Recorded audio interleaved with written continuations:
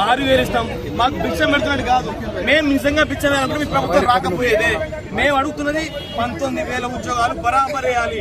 లేకపోతే మాత్రం ఈ ప్రభుత్వం పైన నిరుద్యోగుల సెగ తగులుతూనే ఉంటది.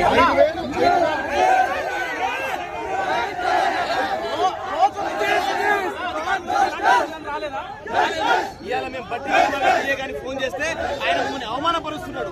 మీరు కలుస్తారా? ఎందుకు కలవాలి అని చెప్పి ఆయన మాట్లాడుతున్నారు. ఏమన్నా సిగ్గుందా బట్టి కుమార్ గారు? మీరు మీ పిఏకి ఫోన్ చేస్తే కనీసం మాట్లాడరా?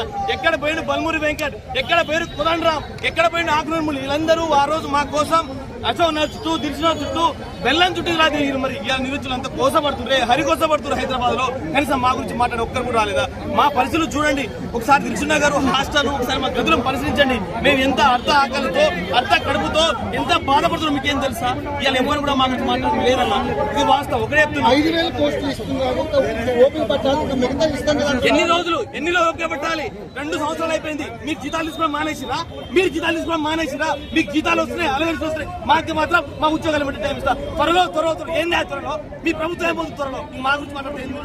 మా కోసం ఎప్పుడు మాట్లాడుతుంది? ఇంకా 2 సంవత్సరాలు అయిపోయింది, 3వ సంవత్సరాలు నడుస్తుంది. త్వరలో సిగ్గుండాలి మాట చెప్పడం. ఎవడే మాట్లాడుతున్నారు? సీఎం ఇంట్లో లేదా?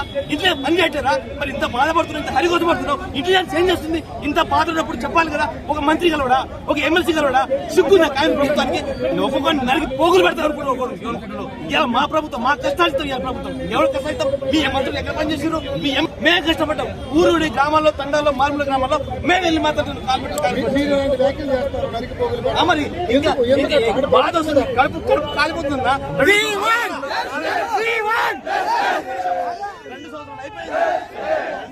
సంవత్సరాలు అయిపోయింది. మరి మాకు లేకపోతే కడుపు గాలి మనం కానీ జియో రద్దు చేయలేదు. మరి దాని కమిషన్ పరిధి ఏంది? ఆ కమిషన్ సిలబస్ కమిటీ ఏంది? శాంతకుమార్ కమిటీ ఏంది?